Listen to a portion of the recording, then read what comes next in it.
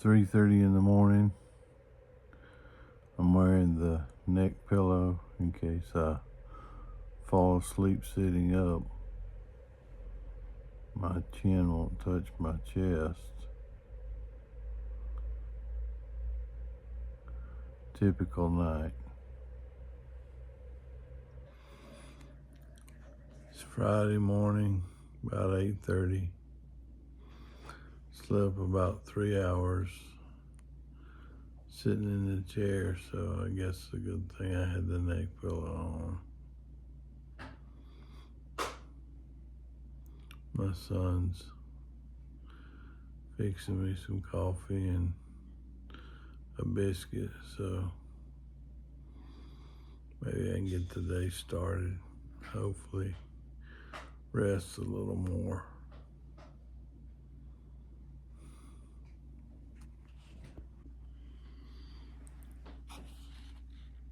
Jimmy Dean bowl and some Stoke coffee. It's a good morning. In the shop today, helping my grandson learn a little bit about woodworking. Got some rest yesterday and not too bad. I struggle with disease. I have Parkinson's disease. But if you see a little oasis on the horizon, just a small encouragement to you today is simply a reminder. You matter. Look past all that and just think about the people that help you.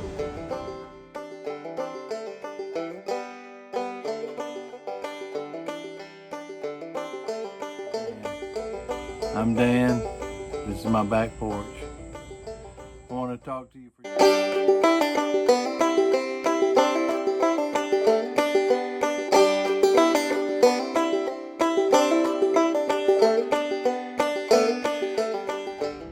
Hey everyone, Back Porch Time with Dan. Welcome to the channel. Hope you're doing okay. Well, it's the season of happiness. Like the song says, it's the happiest time of the year. It's Christmas time. The weather's cold and starting to feel like the season. I don't know where you are today or what you might be going through, but I want to say you may be finding it hard to be happy today. Maybe you're the kind of person who says that all the Christmas tidings are for kids who still believe in Santa Claus. And I get what you're saying. We're older now, and loved ones have gone that made it special. Today is Giving Tuesday. It's, I guess, a new thing. It's a Tuesday dedicated to giving. I read a while ago a really great saying. It says you don't have to be rich to be generous. Are you generous? Are you generous with your time, with your emotions? Are you generous with your thank yous and with your smiles, with your compliments? We've all got our stories, and life's not easy. Maybe you're in a really bad place. But one of the best things that we can do is to help others, to be generous. You don't have to be rich to be generous. Isn't that great? We don't have to celebrate Santa Claus or pretend like it was when we were kids.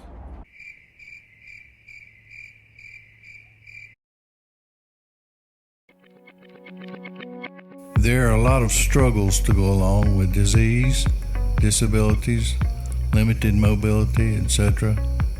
But I believe there are some benefits too. I don't know if it's my age or my condition, but it seems like I've grown some in my wisdom about life lately. So I guess you could say this is somewhat of a disclaimer about this video. It's not just for people with disease, disability, or limited mobility. I guess if you think about it, we all have disabilities in some form or fashion. I'd like to give you just a couple of my thoughts about the subject of happiness, which can be in short order this time of year. A lot of it is due, I believe, to dealing with our family issues. I guess I've met probably 1,000 or 2 families in my life, and I've yet to meet one, including my own, that didn't have some level of dysfunction. Also, almost every family has had some kind of loss. Maybe it's through the passing of a loved one, divorce, or some other trauma. This can really hurt during the holidays. If you take all that stuff and wrap it up with the expectations of this time of year, it's pretty easy to be unhappy and wish it would all just go away. So if you'll indulge me for a minute or two, I'd like to share with you a couple of my thoughts on the subject of happiness based on my experiences. The first one is just a reminder.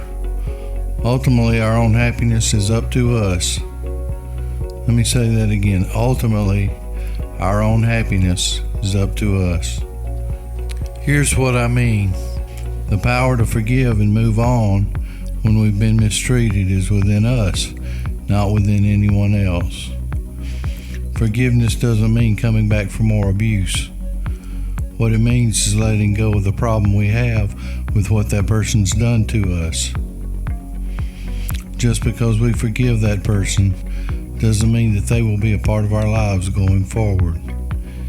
If they continue to choose to be abusive and hateful, to be miserable and unhappy, then we can choose not to be a part of that kind of energy going forward. The second thing is a reminder that happiness takes work and continuous effort on our part. It just doesn't happen by accident. We have to choose to eat the right foods, get exercise, get the right amount of sleep, practice positive self-talk, take a hard objective look at what we spend our time doing, who we associate with, and set aside time every day for prayer, meditation, Bible study, helping others, self-renewal, pursuing our passions, playtime at the end of work time, and work time instead of laziness. Now believe me, I'm talking to myself also there. The third reminder is wishing for happiness and not doing anything about it. It's kind of like praying that we will do God's will, but we never read the Bible.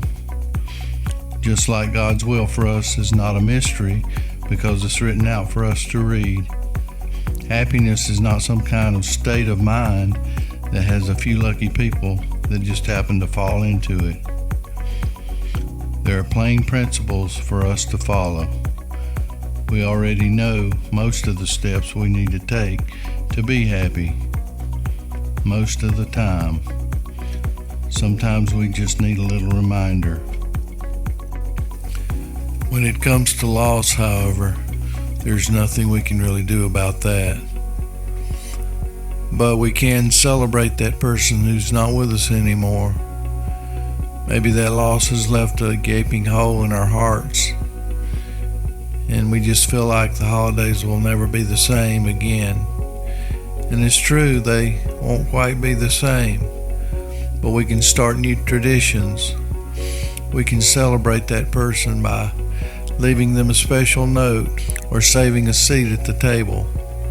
Maybe you want to hang a special ornament on the tree to commemorate their life, but there are things we can do to celebrate their memories and cherish what they meant to us.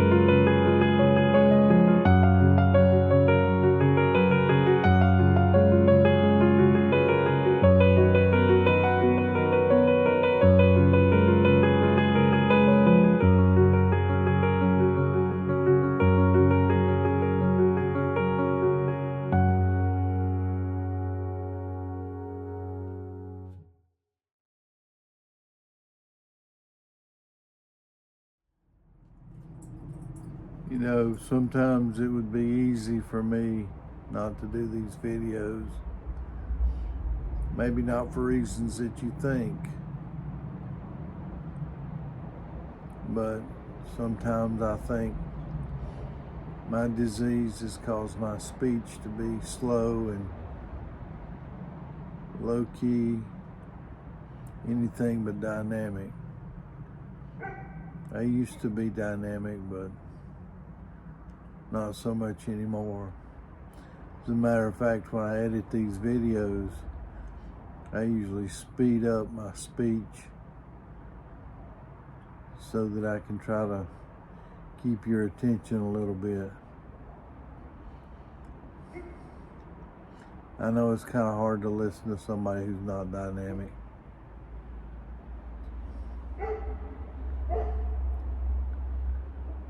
Well, maybe through what I do, it's my hope that it inspires you in some way, that maybe it gives you a reason to do something. I've mentioned before, but I heard a speaker one time with cerebral palsy announce his name and tell the audience, the congregation, that he had cerebral palsy. His next question was, "What's your excuse?"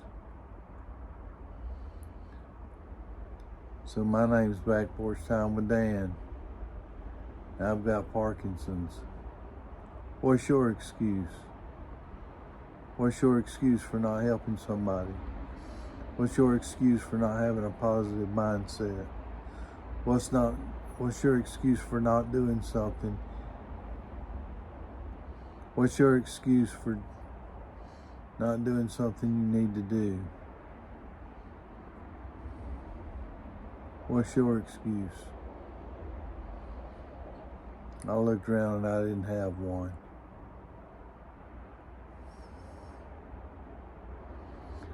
Just some thoughts. Anyway, thanks for watching. Sure wish you'd drop me a comment. I get views sometimes, some views, but not a lot of comments.